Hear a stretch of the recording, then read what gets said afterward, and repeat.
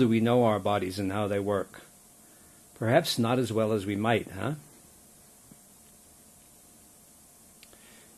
The human endocrine system is an exciting part of the life sciences curriculum because it's all about us, our bodies, and how they work. I don't know about you, but I like knowing my body and how it functions, at least a little bit, anyway. You remember when we had the 2010 World Cup soccer here in South Africa? Imagine a soccer team. When it's playing the game, it pretty much knows what to do, and it follows a set of rules and strategies. But there's not just the players in the team, are there? There's also a coach. And there are times when the coach needs to send a message to the team in order to change strategy or to do something differently during the game. There are signals that the team have agreed to for doing this. We can think of our body as a team. Mostly it knows what to do, but sometimes the endocrine system coach needs to get a signal out there to change something. So the endocrine system is like a coach signaling the players within our body to change something. Only there's not just one coach, there's several, and they're not all in the same place. So let us start with the location of the components of the endocrine system in the body. There are components located in and around the central nervous system, components located within the alimentary system, and components located within our reproductive system.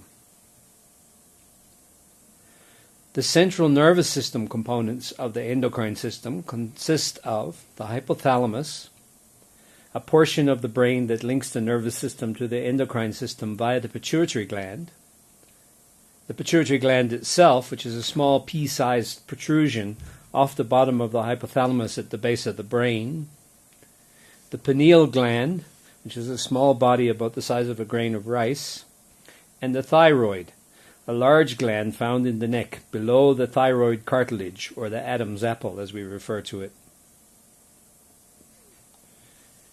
The alimentary system components consist of a number of well-known organs and glands. It includes the liver, whose function includes detoxification, protein synthesis, and production of some of the chemicals necessary for digestion.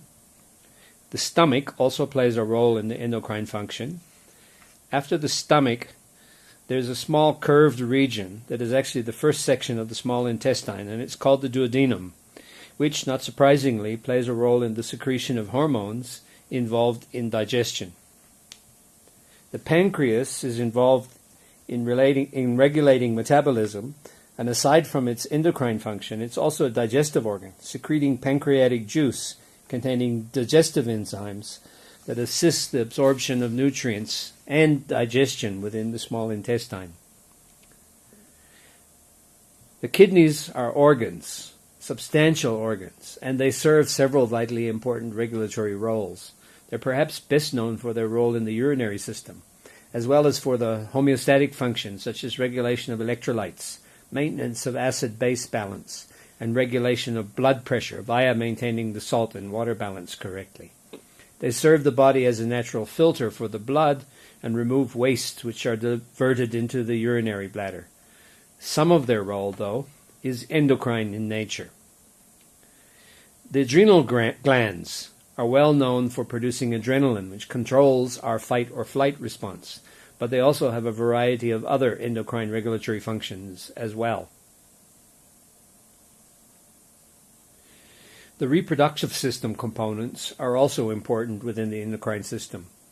You may recall that gonads are the organs that make gametes. In males, they are the testes, and in females, they are the ovaries.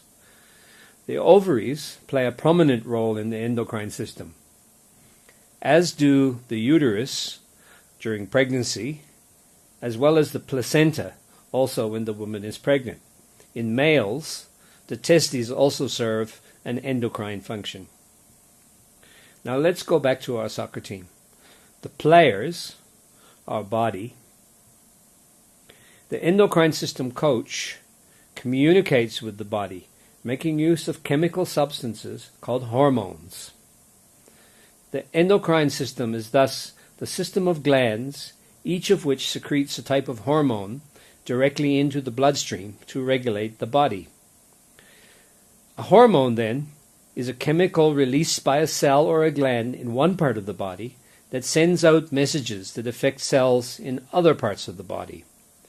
We can think of a hormone as a chemical messenger that transports a message or signal that has a purpose from one cell in the body to another.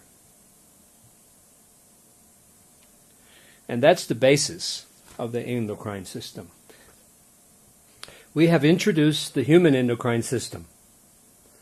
We've explored the location of the components of the endocrine system within the body, and we've introduced the concept of hormones. In the next section, we will look in more detail at hormones and some examples of how the endocrine system functions.